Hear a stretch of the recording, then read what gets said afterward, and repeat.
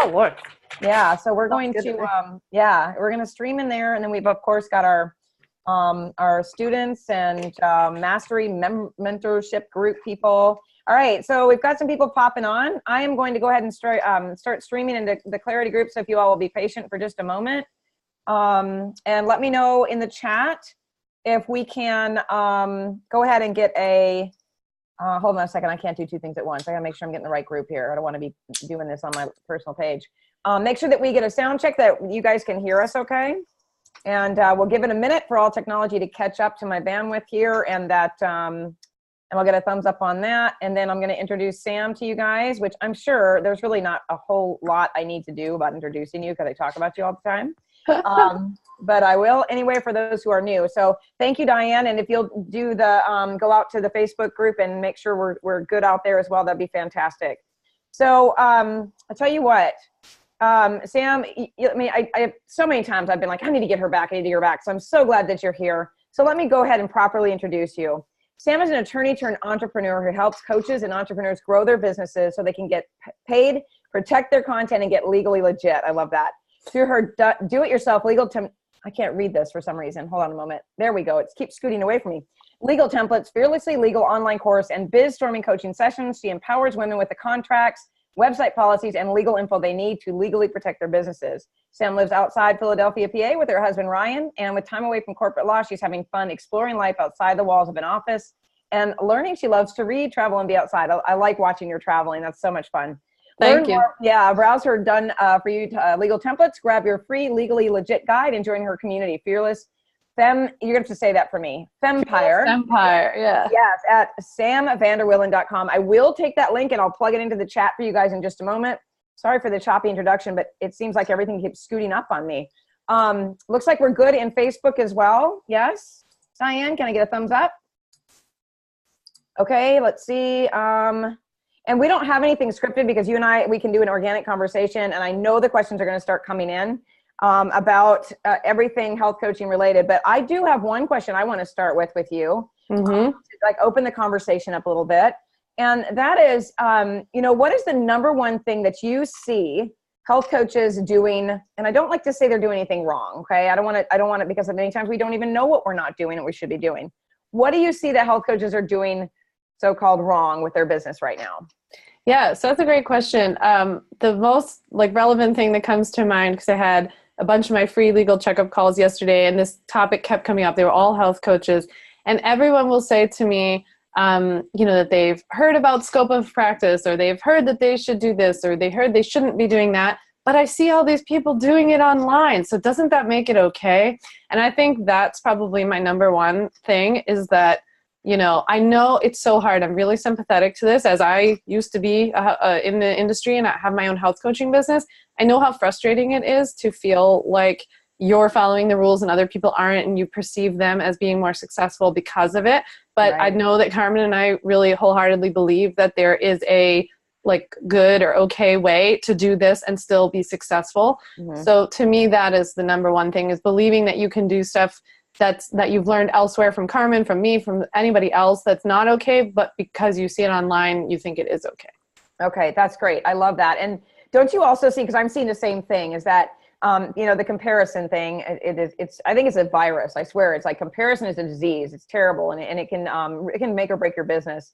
But what I've also noticed is that when you watch what other people are doing too much, then you lose sight of what you're even doing in your own business, right? So if this person can put that up on her website and that person does that, then I can do one of these things. And you forget that your business is not like anyone else's business, right? Yeah, it's like, this is like quasi-legal, quasi-marketing advice, but like stay in your own current and like really do your thing. Because actually, I think, you know, there's so many things we can talk about on this topic, but when you start looking at other people's thing, that's when you start getting away from what you really want to do. So like, forget all the legal stuff. I just don't even think it's a good idea for you to be doing that. It also, I'm not super woo, but it does put you in that like scarcity mindset of feeling like, well, if this person's out there doing it and I can't do it, therefore there's nothing I can do in my business. And it really every day, wake up, think about what you can do for your business, not what you can't do, and move forward. That's it. Because like literally everything else is a waste of time. I totally agree with that 100%. And it's good to, go out and see what other people are doing just to kind of maybe stir up some creative juices. And honestly, had I not gone out and took a little look around at what other people were doing years ago, there was one time I saw that, the terms and conditions on the bottom of a page, and I was like, I don't have that.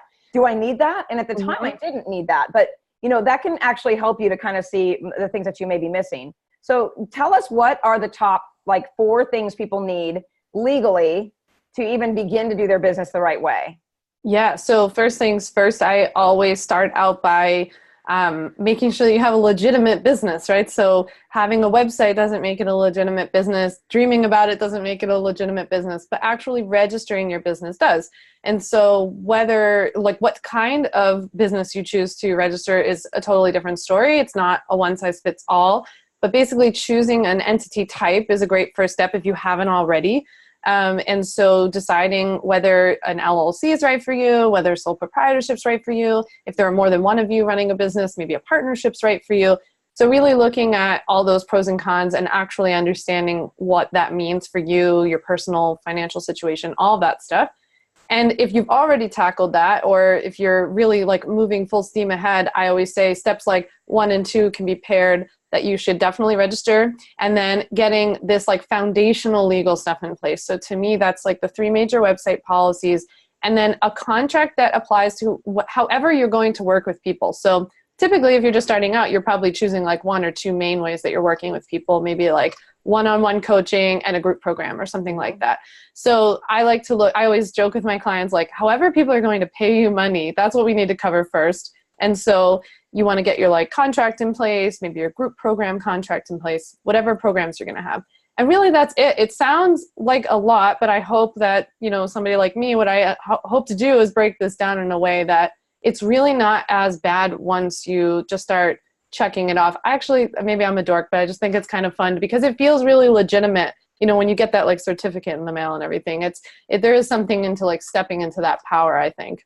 Yes, I agree. So you said the 3, and I'm taking notes. If you see me looking down, it's just to remind myself here. You said the 3 major website policies or something like that. So what are those 3 that people should have? Yeah, so for all health coaches or anybody in the wellness fitness fields, the 3 major website policies that you must have on your website are a privacy policy, a website disclaimer, and terms and conditions. So just to break those down in people talk, the privacy policy is the one that tells you, or tells others, when they go to your website, how you collect their information. And you might be thinking I don't collect people's information. I can pretty much guarantee you that you do, because first of all, if you have a contact me form, which if you don't already run, don't walk and get that into place. Totally. Yeah. But that's collecting people's information. If you have a freebie and someone's putting in their first name and their email, that's considered personal information. And then there's probably a lot of stuff going on in the background that you don't even know about. So if someone set up your website, hopefully they set you up with some form of tracking. If you use WordPress,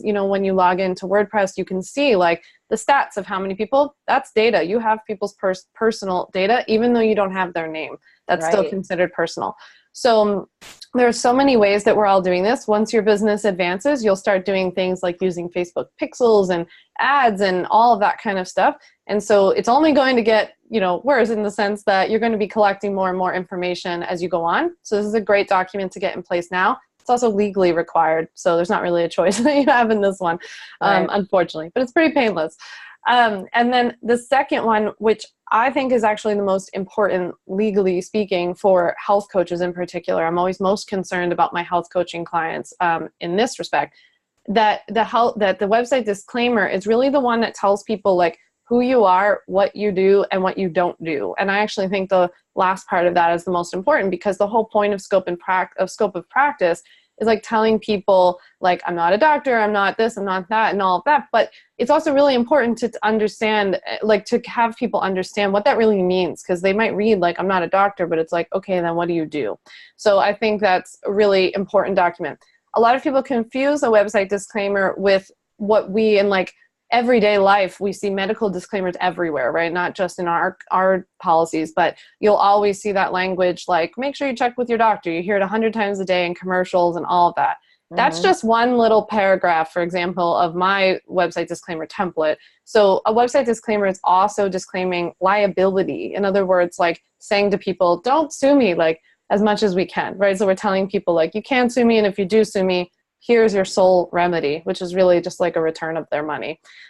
So that's what the website disclaimer does. And then the terms and conditions is actually, believe it or not, the more fun one of all three of them, because that's your opportunity to sit down and get to set these policies for your business. This is where you get to put your like CEO hat on and say, what do I want my refund policy to be? What do I want my chargeback policy to be? How do I want to handle payments and like declined payments and all of these things, or sharing my content, how people can get in touch with me. So that's the more like fun one, only because there aren't hard and fast rules in that one. So I've written all the boring, like ugly legal language for you. But then like if anyone's used my templates, you know, I'm guiding you through and talking to you about like all the options that you have and kind of coaching you through that and saying, there's not really a right or wrong way, but here's some of the things you should consider. So that's a cool one to just get to take charge of your business. Okay, awesome. I love that you broke it down so simply. So here's a question. So this is kind of going along the lines of, let's just put ourselves into a Facebook group right now. And because I've got 5 groups myself, and at the end of every description, I say, please see carmenhunterhealth.com or please see the Institute for Functional Health Coaching.com for more information about terms and conditions of use or whatever. So is that sufficient? Because there's no way to put an entire terms and conditions of use in the description, right? Yeah. Is it sufficient to say, for more information about how we operate, go out here? And that's us telling them, is that okay? I mean, yeah, so I would probably, so you're right. I don't think it's realistic to include like this whole long thing. I know what some of my health coaching clients do. They'll use like my mini disclaimer for wellness and health coaches, and they'll paste that language because it's a shortened, condensed version of a disclaimer. And it's really meant for those situations like groups or the backs of your handouts or your marketing materials or your freebies. Also like the bottoms of emails or blog posts that are very like content heavy, as I call it. So that's one thing you could do, just to include some disclaimer language, because that's really important for your students who are giving out, information related to advice. For the other stuff, like in a group like yours or mine, I would say by participating in this group, you hereby agree to the following terms and conditions. And then I would actually just put the URL as a link right there to that URL page on your site with the terms. Okay. You could also, I guess, to be extra cautious, like in the pinned post at the top of a group, when you're just letting people know about like what it's about and what are the rules, and visit the description page for more rules and all that, you could also drop it there. And so, I guess if people wanted to be like extra super cautious, they could include it in every like welcome post when you're welcoming new members. I don't think it has to be quite that much. It's a bit much, but I also like sprinkle it in at random times. Like when I host in my group Fearless Vampire, I'll host free legal trainings. Right. And so usually at the beginning I'll say something, and I think that's smart too. I talk a lot with my clients about, we're all like holistic here. And so this applies to legal too, in the sense of approaching this from many different angles. And so not just slapping up a website policy and then like never talking about it, or using a contract but never talking to your clients about what's in that contract. So get comfortable looking at this language. I think that's something a lot of my clients have really enjoyed with the templates, because they get these video tutorials. They get comfortable using like layman's terms and talking to their clients about it, introing themselves in a video. It's just getting comfortable saying some of those things sometimes. Yeah, and I do the same thing. So whenever I do a webinar training where I'm actually training people or giving them some sort of value or whatever, I always say at the front end, like, do not take anything I say as prescriptive for your business. Like, this is just simply my experience, and so on and so forth. Exactly. Yeah. And I do say that at the front end too. If you're doing webinars, make sure you guys have a disclaimer at the very front end of it. Yeah. Yep. Awesome. Okay. So, let's talk a little bit about what's happening. And so I get some of these conversations happen with coaches where they'll say, if I put something on my personal page and someone asks me a question, like say about diabetes, can I answer them, with a, well, this would be good for you or whatever? I teach the safe language, how I do that. I have a safe language course. But what kind of liability are they taking on, or risk are they taking on by answering questions in a social media post or something like that? Yeah, so I guess in those cases, you always run the risk of somebody now taking that information, running with it, and then if something goes wrong, turning around and pointing to you.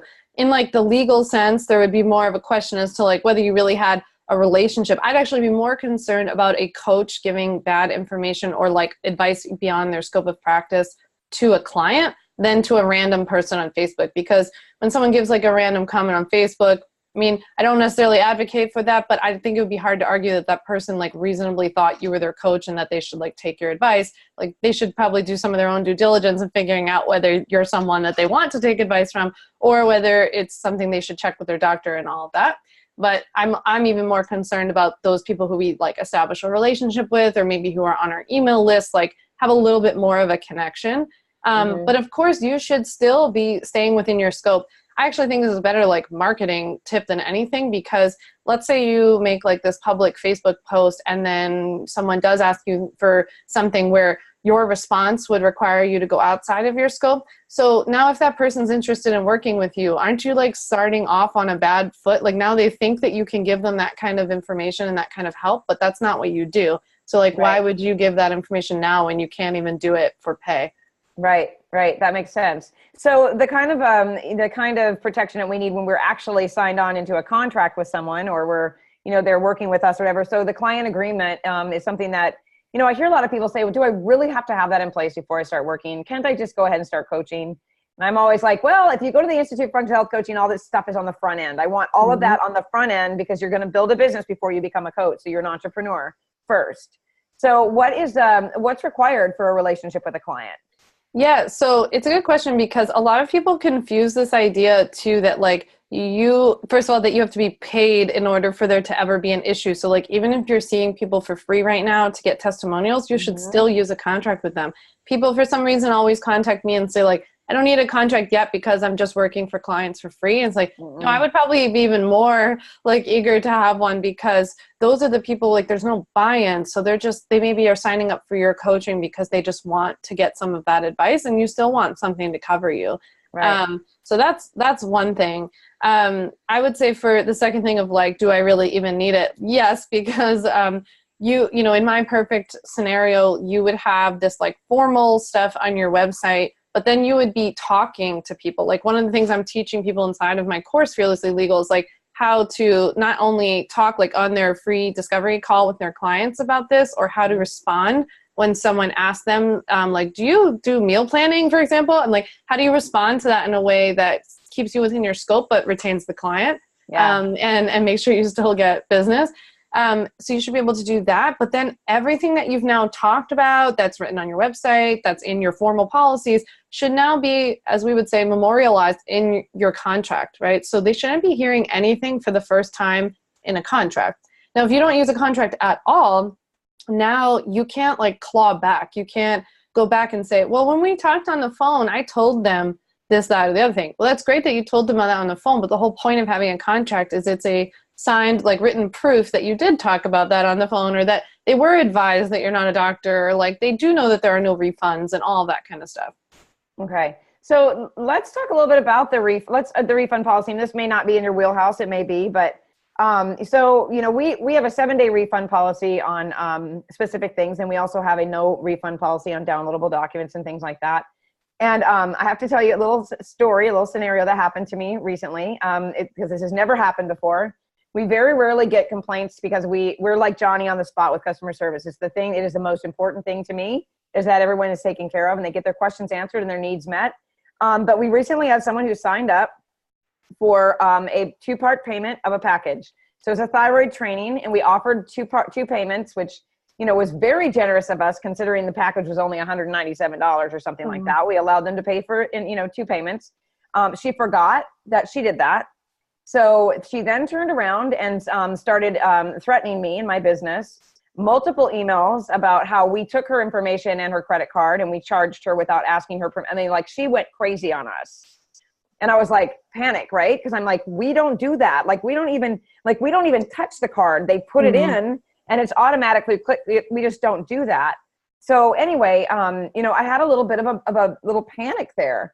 I guess my question to you is we ended up refunding her because we found where she did opt in for the 2-part payment, but she made such a stink about it. I took her off of everything because I don't need that kind of energy in my business, period. But how would you handle something like that with someone coming at you with that kind of thing? And that was just an example. But let's say someone does start threatening you because you're not giving your money back and they have read the refund policy. What's your, what do you do with that? Do you just give it to them to get rid of them, or do you just remind them of the refund policy? How do you deal with that? Yeah, so this comes up so often because to me, this is like such a fork in the road of what you as a business owner have a legal right to do versus like what you said, Carmen, because I've had this where it's like what you feel like doing based on the time and the amount of money or like the person.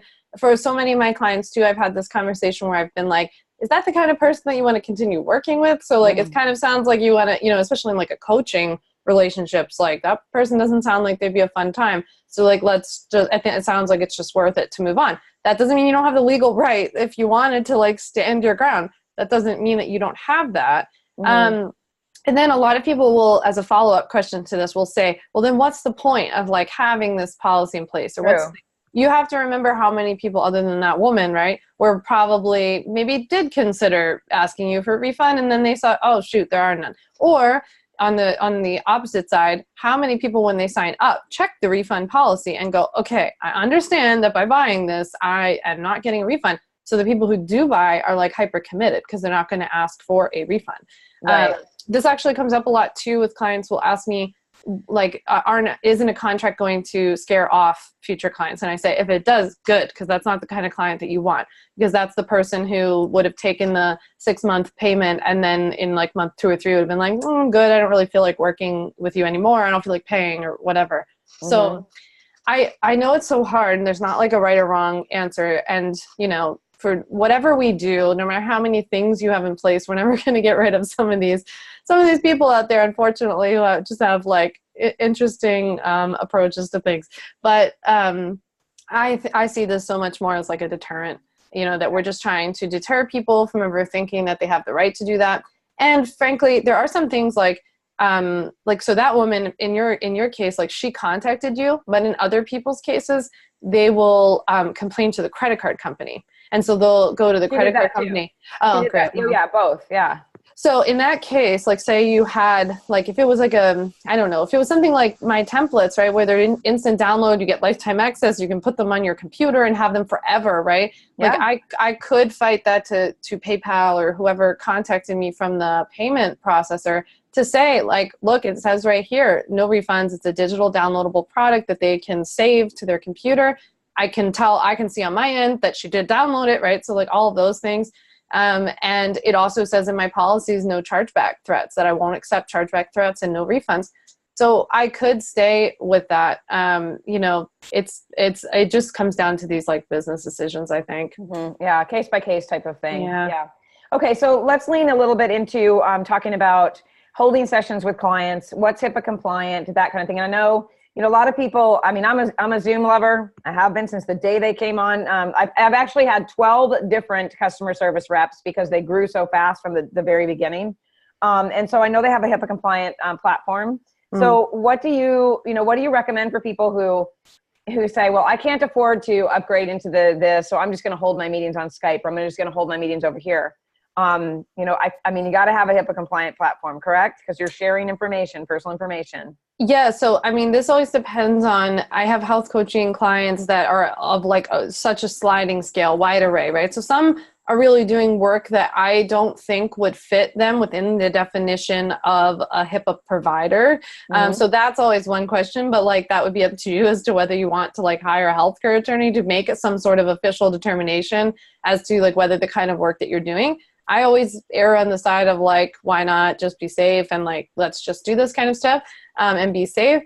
This is where I feel like, especially lately, I've developed a little bit of like a tough love attitude towards this of like, if you are going to do this and you say that you're fully committed and this is your business, this is your passion, and you want to do this, then these are some of the things that come along with it. This is like the people who contact me who are like, I don't really feel like getting legal done. I just want to go get my headshots and like my logo. And it's like, those are also parts of starting a business, but you can't pick and choose. So like, this is an important part. And if you really want to have a business, you have to do this. Yeah. I agree. Okay. So I want to talk about the question that came up into one of my groups the other day. And actually, you know what, I mean, it'd probably be beneficial if I pulled it up, but I'm afraid to scoot off of here because the live is running in the background. So let me just kind of try to tell you what it was about. It was about someone who is a registered nurse and she wants to be a health coach, or is going to school to be a health coach. And there was some conversation about how there's some protection from the nurses side of thing, from the RN side of thing, where they call them nurse coaches, or, nurse health coaches. And I was trying to explain that when you're a health coach, a certified health coach, you're a health coach. You're not a nurse and a health coach. So even if the nursing thing, and correct me if I'm wrong here, even if their guidelines protect you to being a coach, when you're just a coach, you can't be a nurse, correct? Yeah, I would think it was a terrible idea to integrate the term nurse at all. I actually have so many clients who are nurses, nurse practitioners, doctors, like all kinds of people who have converted to just wanting to do health coach. Yep. And I always say to them that, there's like the old adage that if you get sued, you'll get sued for whatever the highest level of certification or like license that you have. So if you're calling yourself a nurse health coach, you're not going to get sued as a coach. You're going to get sued as like the unauthorized practice of nursing to somebody, like someone thought you were their nurse or something, that you established this relationship with them. So to me, like the only super safe way to go about this for anybody who's watching or ends up listening to this who has some other type of professional certification or license is if you're willing to kind of abandon it, for lack of a better term. I mean, I understand, like, of course, but I have these calls every single week where someone's like, yeah, but I'm a nurse, or like, yeah, but I went to med school. And it's like, then you have to go be a doctor if that's what you want to do, right? Yes, you can't have it both ways. You can't advertise yourself as a health coach who's also a doctor. People are going to think you're their doctor. That's the problem, right? And even as much as you explain it, it's just a problem. And so it's a very tight line to walk. I always suggest to people, if you do have that kind of license, like if you're a nurse, whatever state you're in, you could contact the licensing board. I have a feeling they're going to tell you the same thing I'm saying, is that you're going to be holding yourself out as a nurse. It's going to cause confusion. I would go with the health coach thing, blah, blah, blah. That doesn't mean, however, that you can't weave this stuff into your story. I like to think that this is what I do. So, I have to be careful. I'm not someone's lawyer. I'm not giving them personal legal advice. So that doesn't mean that I wasn't a lawyer. I technically still am. I'm licensed, but, I'm not practicing law. So I can use that as part of my story. I even try to weave it in a creative way about talking so often about how I left, right? To kind of draw that distinction. So I've worked with some of my clients who were physicians or nurses to talk about it as part of their story, and like why modern traditional medicine didn't work. And that's why they chose to become a health coach, if that makes sense. So that they could weave that into their story, but not call themselves like a physician health coach. Like that's very confusing. Yeah, I agree. And, I was, and I had heard it last year. I've got quite a few nurses that have gone through the Institute and practitioners and stuff too. The same thing with you. And I remember someone bringing it up last year, like that they call that the nurse, there's something going on now where registered nurses can call themselves nurse health coaches. I know. And I'm like, but that's fine if you're staying in the hospital and they're covering you and you've got malpractice insurance. Okay. But when you're out here, it's not okay.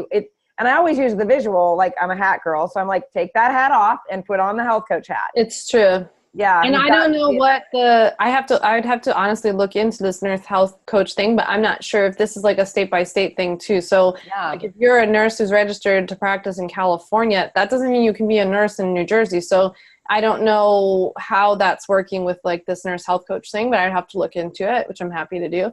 But that would be something else I would think over or bring up if you're contacting any sort of licensing board.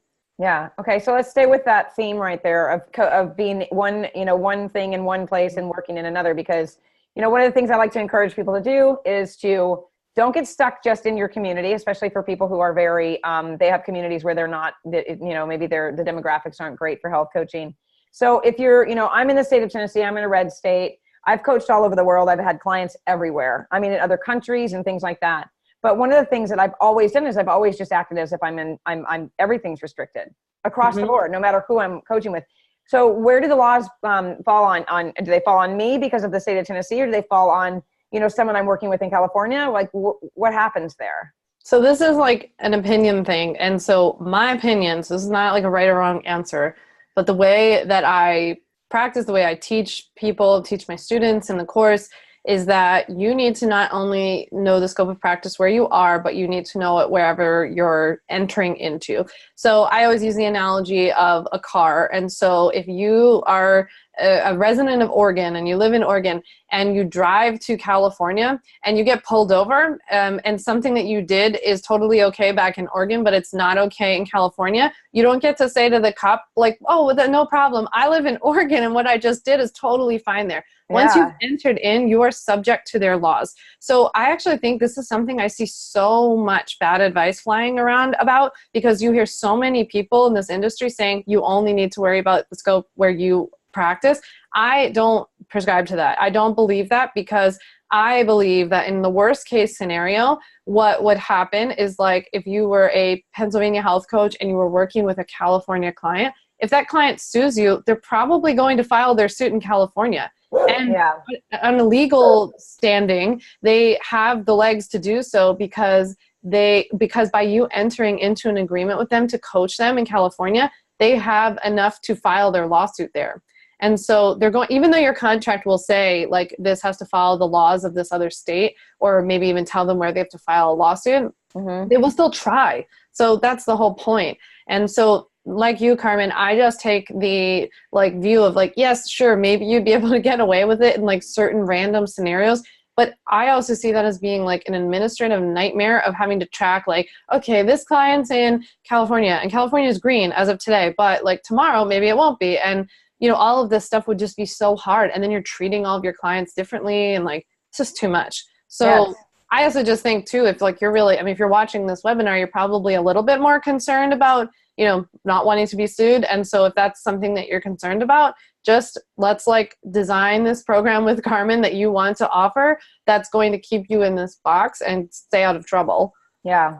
I'm so glad you answered it that way, because I'm guilty of saying that, because I learned that same thing, you know, from a couple of years ago when I was interviewing people, and was said it applies to the state that you live in. And I'm like, well, I go red across the board anyway. I just treat everyone exactly the same. I take out all the language that everyone else thinks is okay.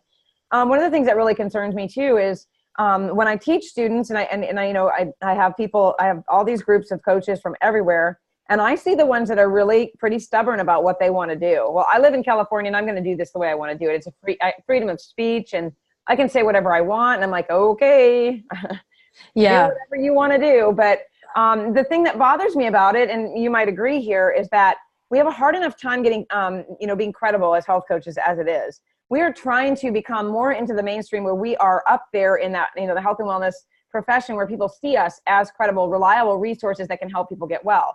So if we've got people over here acting like doctors and pharmacists and nurses and all of that, you know, it makes the rest of us look kind of irresponsible, so to speak. Don't you agree? It makes everyone look bad to me. It also is just really not the point of health coaching. And so when you get back to, like, the literal definition of what health coaching is, that all of that stuff that's outside of scope of practice isn't it anyway. And so if what you're interested in, and I've had a lot of really frank conversations, or sent some stern emails in response, like telling people, like those people that you referred to, like, that I won't work with them because they're just not open to listening, and you can't just slap up legal policies but then do whatever you want. Like, that's not going to help you. So it's just a waste of your time. I don't want the money or the client or anything like that. So I've had these conversations with them, like, if that's what you really want, then you need to go to med school or go to pharm school or go to whatever it is of that higher licensure. Health coaching is not an alternative. So it's not like, oh, I don't feel like going to med school, so I'll become a health coach instead. Like, everyone would want to do that. It's a lot cheaper and faster and all of these things. But that's not the intended purpose. And I just so strongly believe that there's a place for health coaches. So that's what's so frustrating, is, like, you don't need to be doing that stuff. There's so many other ways that you can help people. And I had this conversation with a woman yesterday who was interested in doing, like, keto meal planning. And I was talking to her about how that's actually it's very disempowering for the client. And so it's not actually even that helpful. And so, like, I respect the fact that you went to this program that taught you how to, like, meal plan for other people, but that's just not going to be, like, a great long-term thing for you. I think what you would learn, and I told her I had my own health coaching business, I learned this, like, it's not helpful. You might as well be, like, an at-home chef, because people aren't learning and they're not understanding, like, why these things, these meals need to be that way, or like what makes a meal, or how to listen to their body and pay attention to the hunger cues, all those things that you as a coach can help them to learn. And Right. I think for so many of my clients that they have said once they actually started coaching, they realized everything was about like so much more than they thought it was going to be. Like, oh my God, I can't do meal planning, or, oh, I can't look at their health results or their blood work or something like this. And then they started talking with their clients, and they're all these like emotional attachments and self-worth issues of us believing that we deserve to take time and pay attention to our bodies and all of these things. So it's kind of funny that I think we worry about all this stuff on the front end, but once you start practicing, you might see like, oh, I didn't even need to be worried about going outside my scope. There's so much work to be done within it. Yes, 100% agree. And I'm against the meal planning thing. I think there's a way, and that's I have a whole lesson on reinventing the wheel, because that's what we keep doing. Health coaches keep reinventing the wheel. I want my own cleanse and I want my own meal plan. Why? That's customizing your health coaching process. And that's not a general approach. That's you basically being a nutritionist or a dietitian. Yes. Right? And I also think like if there's some topic, this was basically the direction the conversation went with that woman yesterday, was that if there's some topic that you want to teach on that could be more dangerous to do one-on-one because it is so individual, maybe think about whether it would fit better in a group program or a course, because that's a great way to approach a topic. You still can't give advice and all that like same stuff, but it's much easier to stay within your scope when you are teaching like general information and then saying to people like, now you take it and decide what's best for you. Yeah. And I do a lot of that. I guess it's the programming language and things like that. I do a lot of that teaching, let me know what you decide, and you should consider looking into, it's not me saying you need to do this, right? Yes. Yeah. I mean, that's why realplans.com is out there. That's why there's people that have already done all this for you guys to share the resource and, release that responsibility and accountability, really. Okay. Yeah. So we've got Linda. I love Linda. She's always got the best questions. So she's saying on our free 15-minute strategy phone calls, which is what I teach, would we need a contract for that? I have not been using one for that. It's a good question. I've never used one for a 15-minute free conversation. And if I may just say, what I teach them is basically, it's a kind of discovery call. You get on the phone with someone, and how I basically teach it and what the documents say is just ask them to kind of tell you a little bit about their story. So you're really just sitting back and practicing some active listening, inserting some, comments here and there by saying, oh, that sounds terrible. Or, wow, yeah, I've worked with that before.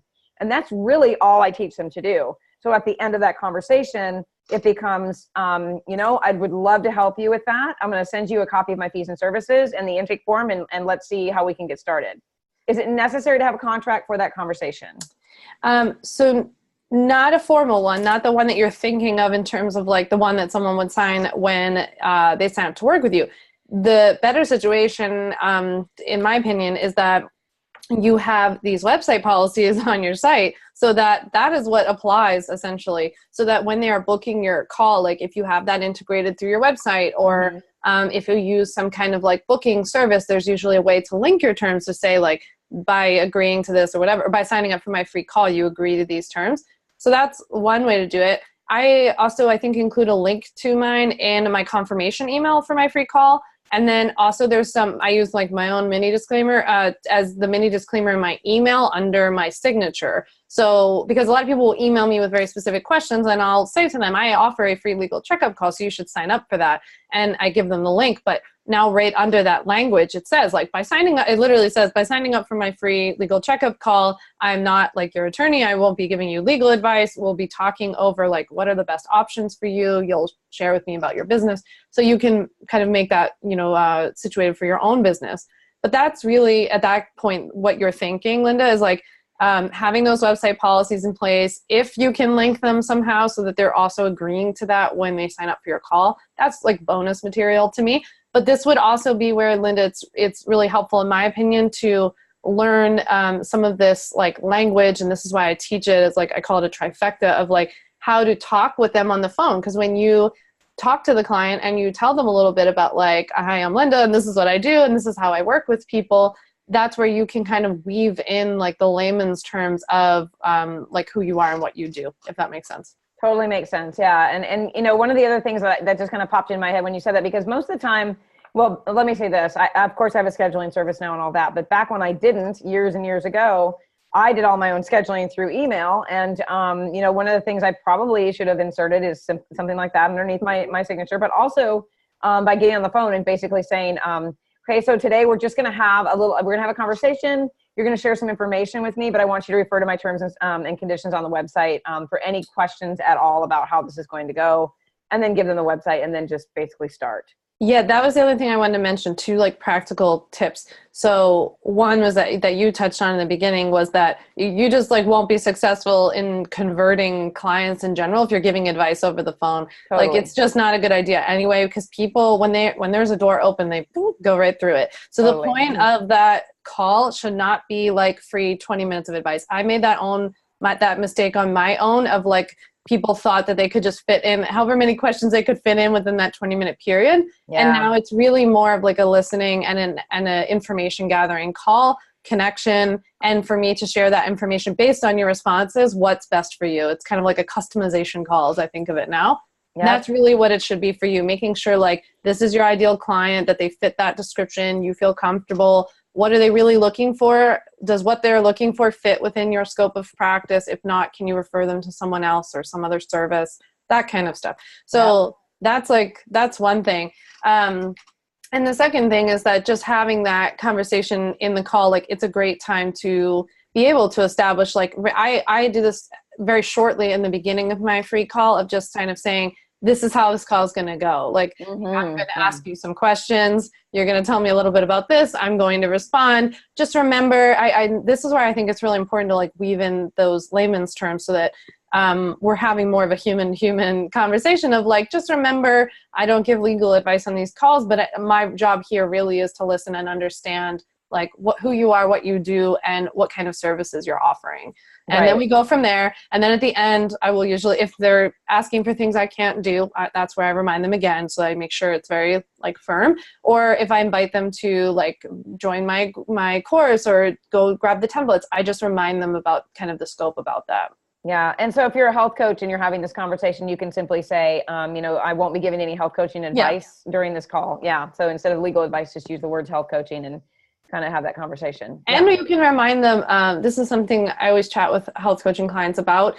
Remind them that this is not what, like, so say you offer in your coaching package, you offer like 2 calls a month. Remind them that this is actually not what your calls look like, right? So this is not like a baby version of that call or like a free call, because maybe they would walk away from that call thinking like, wait, so our whole thing's going to be that like, I just talk, it doesn't say anything. So maybe explaining like, this is how this call will look a little different. Maybe you could do that at the end.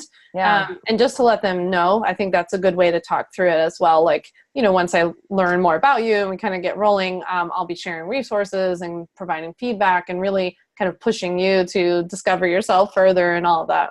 Yeah, I love that. I had a call yesterday actually with a man that, you know, I'm thinking about hiring for a sales team. And I loved how he kind of handled the call where he said, we're basically just going to have a conversation. And, you know, I'm going to see if, you know, you're going to see if I fit and I'm going to see if you fit.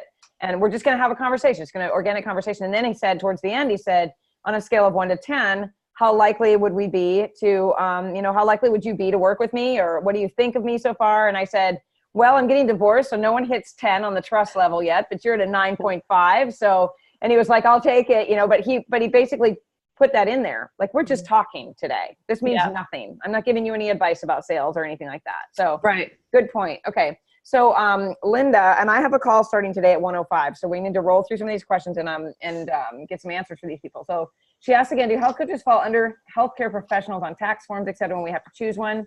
Or what general category do health coaches fall into as far as a legal document is concerned? I've had to choose categories on forms, and I wasn't sure if we claimed healthcare professional.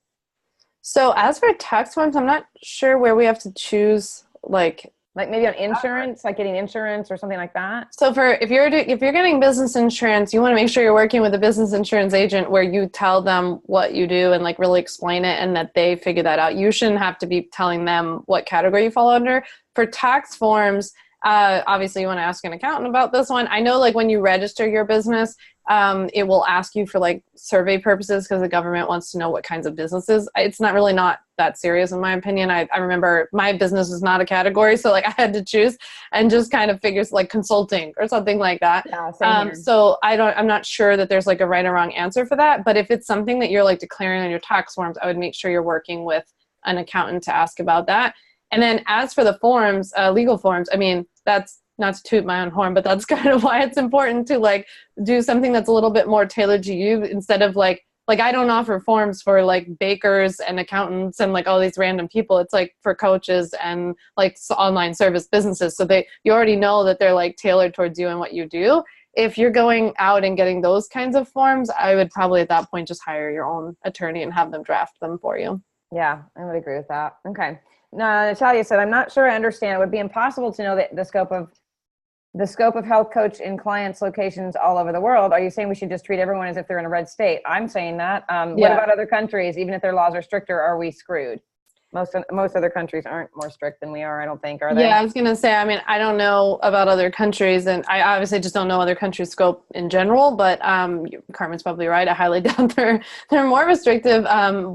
We're also, we have like both sides of the coin here, where like we have so many more health problems here, but then are like restricting things more, so it's a little confusing.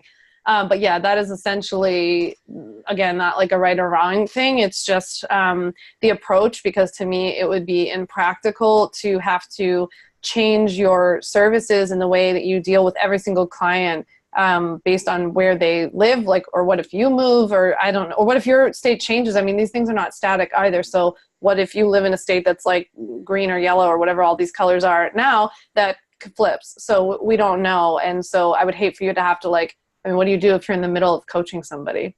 It's a little confusing. Yeah. And you know, one of the things I like to tell, and I always tell everyone, act as if you're in a red state. So that way, if you move, if your state changes and you're not aware, then you're safe. You know, so if if you act in the most restricted, position possible, then, you know, even then all of your writing is going to be in check no matter where you go or how you speak. I mean, you're going to get into the habit of delivering information in a safe way.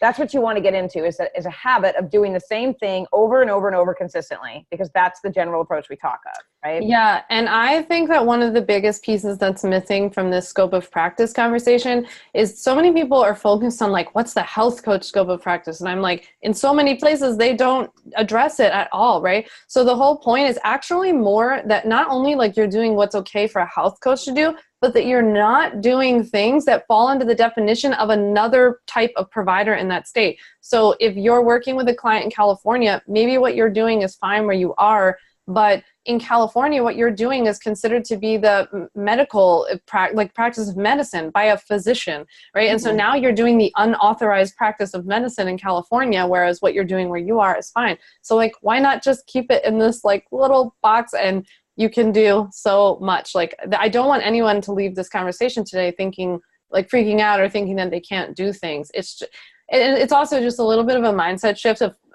intentionally choosing to focus on what you can do and not wasting any more time like being upset about what you can't. Yeah. In fact, I wrote my own scope of practice for health coaches, because you could ask, every school has a definition of what they think a scope of practice should be. So let me throw that out there, is you can ask someone from IIN, you can ask someone from Sears, Bowman College, FDN, Institute for Functional Health Coaching. We're all going to have a different idea of what it is. My scope of practice follows a red state process. In other words, in that scope, it is me teaching you how to stay in that area, in that zone, 100%. Sharing resources, incredible information, and reliable, leaning on the experts to do the educating for you, so that you don't have to do that. Yeah. Talk about the gut microbiome. Let someone else do that who actually knows about the microbiome more than you do, right? It's not worth the risk, in my opinion. Yeah. Okay. So Venus is over here in the chat, says, I'm a practicing MD. I understand I can't take off my doctor hat, and I understand that I can't take off my doctor hat and put on a health coach hat whenever I want, but I operate a group coaching program only, and of course I have disclaimers and contract in place, and it's not a doctor-patient relationship. It was my understanding that as long as I keep it in a group format, it's safer in terms of the client doesn't have the same expectation of individual medical advice. Is that correct? I don't do medical health coaching.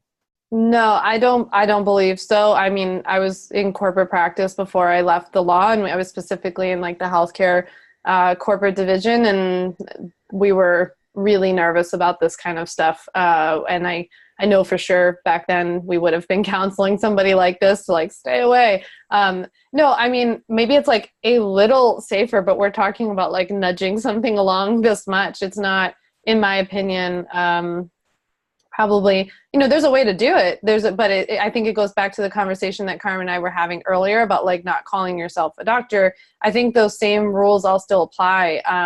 Because even if people are joining in a group format or they're signing up and taking a course, like it's still confusing. If I signed up for a group program with Dr. Mark Hyman, I would probably think I had some sort of like back and forth, like I could submit some questions, tell him how I'm feeling. If he's giving me advice, I mean, that gets really murky. And just as like a wrap up note about this, I think that applies to so much about what we're talking about today too, is like these things are murky because there aren't clear laws that apply to all of these issues. And something that I hear every day from people like on both sides will be like, oh, well, since there are no clear laws, like that means it's the wild, wild west, right? Like I just emailed my list a week or two ago that said, it's actually not the wild, wild west online. Yes, in the sense that there are not clear laws, but we never go into a courtroom. I used to stand before judges and get my whatever ripped open every week back in the day. And I would never have been able to go before a judge and then have them say, well, since there's no clear law on this one, you're free to go. Like, good luck. Have a nice time. That's not what happens. They find a law and they'll apply it. And so that's actually worse because we don't know what they're going to look to because they're actually going to create the law out of your situation. And you don't want to be the guinea pig. So just because there's not something clear doesn't mean this is like a get out of jail free card and you can like run around and do what you want. It means that they're going to have to figure it out, but they're going to apply something to you. People break new laws all the time. That's why we get new laws, right, that come out and develop. That's how our law has developed over time. I love that. I've never thought about it like that before. Mm-hmm. Yeah, that's great. And I loved earlier the analogy you had about the car too, about driving from one state to the other. Yeah. It's kind of like someone from California, bringing a big bag of marijuana over to Tennessee and lighting up in the, at the local restaurant or something. And they'd be like, well, it's legal in California. Why can't I smoke it here? I mean, So I'm just all about that clear cut act as if thing. It's just kind of the way I roll. So Linda says, I'm a sole proprietor in Illinois. At what point would you think a business needs to become an LLC, if ever? It's a great question. I don't really ever see a point to being a sole proprietor ever because if you're an individual and you don't have partners and like all that stuff in the business, you're taxed the same way in the eyes of the U.S. government, whether you're a sole proprietor or an LLC. But the big difference is that you actually don't have any personal liability protection as a sole proprietor, whereas you do have pretty decent protection as an LLC. There's not usually a big difference in the cost. There's usually like a very small filing fee difference, maybe an annual fee, but like they run anywhere from like $50 to maybe $150 a year. They're not thousands of dollars. That's not what we're talking about. California is one exception. They have this like $800 per year franchise tax on LLCs, which stinks, obviously. So that's one thing to consider. Maybe if it were me, I would register as a sole proprietor. Like if you were really dragging your feet on the business and it was going to take you a long time to get things up and running. But at that point, I don't even see what the point is of registering as a sole proprietor. I'd just wait until you're ready to go and get the LLC. Anytime you're working with people, or as I always say, as you're marketing yourself and you'd be ready to work with people, I think that's something that people confuse. They'll be like, but I don't have clients yet. It's like, but you would like to. So in that case, you should have it already because by the time you start working with someone, I mean, you can still get it, but it's like too late in the sense that you want it to be protected from the beginning. Yeah. And how bad would that suck for someone to say, I am so ready to hire you for my family and we're willing to pay whatever. And you're like, well, I'll get back to you because I don't have my this and I don't have my that. Yeah. Yeah. That's kind of what I think. Yeah. I just, it's also just like, I never understood why this was as much of an issue only because you're not taxed any differently. There's no penalty to your income. Yeah. It also depends too on the state and like the situation. Some people will not necessarily register as a sole proprietor, but they'll wait to get an LLC. And I'm like, you're missing out on getting all of these business expenses covered too. Because I'm obviously not an accountant, but it's my understanding under the new tax law this year that'll go into effect that if you don't have a business registered at all, you can't account for your unreimbursed business expenses. So we want to make sure we have some kind of registered business. Yeah. Okay. I'm actually going to answer this one right here. And you can jump on it. We got about 5 more minutes here. Natalia is saying, what about talking about trauma, anxiety, and stress? Because that's one of the pillars of, of the foundations of health that I teach. Isn't that pushing our scope of practice since these issues fall more under psychological scope? psychologists scope, but they don't. They're no different than talking about food, because what we're doing is we're sharing resources. So if someone came to me and they said, I've had a lot of trauma in my life, or if I start digging in and saying, no, you've covered all the other 6 essentials, it looks like you're eating well, you're moving well, you're sleeping well, you're doing all of that, I would consider looking into getting some help for potentially dealing with some trauma that maybe you have not addressed yet. And then they might say something like, well, what does that mean? And then I might say something like, well, there's a lot of great resources on trauma and how it affects our health. And so there's an exchange of a conversation going on, but you're not telling them, you've been traumatized, your neural pathways are all screwed up, you've got to do this. You're simply engaging the idea of that could be part of the problem for you. And I'm seeing that because it's my experience that might be the case, right? I mean, that's a safe thing to do, correct? Yeah, right. Talking to them about that kind of stuff, being there as like support. I mean, for so much of this, it's really just about having a safe place to be able to be heard and listen and all this stuff. And I would also consider, like in those cases, I've talked to clients before about making sure that maybe that person, maybe that client specifically needs to be seen by a professional. And I mean, everybody knows how, first of all, how hard it is to get appointments with psychiatrists, or how like expensive it can be. So you could be like a great resource in between those every 2-week appointments. Maybe you're that other week of that time that the person will get to connect with you as the coach and talk more about like, what are they doing to take care of themselves, and how are they implementing the advice that the psychiatrist is giving them, and all that kind of stuff. Right. So there are other ways you could be there to support them too that I think are safe. Totally. Okay, there's one question on Facebook, and then we're going to wrap up here. It says, Deanna says, can network marketing reps act as a health coach if they are certified, actually coach them while taking the product? Yeah. So remember, like, health coaching is actually not anything that's specifically regulated in that sense, like to call yourself a health coach. There's not any law that I'm aware of. And so you could do whatever you want. I guess I would always consider, whatever MLM you're working for, that you are allowed to do that within the terms that you agreed to when you signed up as a coach or product rep or whatever it is with them. So that's more like the issue, is like whether you're allowed to offer services, outside services to customers of that company. Because technically speaking, you're an independent contractor of that MLM. So it has more to do with that. Kind of like the nurse thing. Again, kind of you want to fall under their guidelines and what they're saying, because you're working underneath their name or their umbrella, right? But that company might say that, like, when you sign up to work and sell their products, they might be saying you're not allowed to give out medical advice to people. You're just selling the product. And if they want more information about the product, they can go to this like page, or they can call customer service, or they need to talk to their physician. But like, they probably, I can guarantee you, their lawyers are writing all of that stuff. They don't want their like individual MLM people going out and giving medical advice, because that's going to turn around and the company's going to be sued, not the individual rep. Yeah, true. That's true. Okay, great. Well, I mean, as always answer the good questions and giving us all this great information and making it super simple to understand, which I really appreciate, because just like math, I don't, legal stuff, I can get it, but then, I get lost a lot. So the way you explain things is very simple, and I appreciate the way you deliver your information. So give us your website one more time, and I'm going to type it in while you do that. Yeah, sure. Thanks so much. Well, thanks for having me. First of all, I always love chatting with your students, but you guys can always connect with me at my website, samvanderwielen.com. All my legal templates are there individually. They're instant download. They all come with a how-to video tutorial that not only teaches you like how to fill it out, but translates it for you. So if you've connected with the language today, then you'll also connect with the language in there. And then, as Carmen mentioned in the beginning, I offer a course called Fearlessly Legal that teaches you how to set up your own business, make sure you get paid, use your contracts, trademarks and copyrights, all that. There's also special sections in there for health coaches on scope of practice, like using safe copy, creating your email marketing list, all of that kind of stuff. And then the final thing I really offer is this option called the Ultimate Bundle that combines 10 of my DIY legal templates and my course Fearlessly Legal. So it's a really cool, comprehensive option for you if you need to learn all of that stuff, but also need the contracts in place. Yeah, and I mean, I cannot recommend it enough, you guys, to go out and go to someone who knows the health coaching business to get your done for you documents and templates and everything.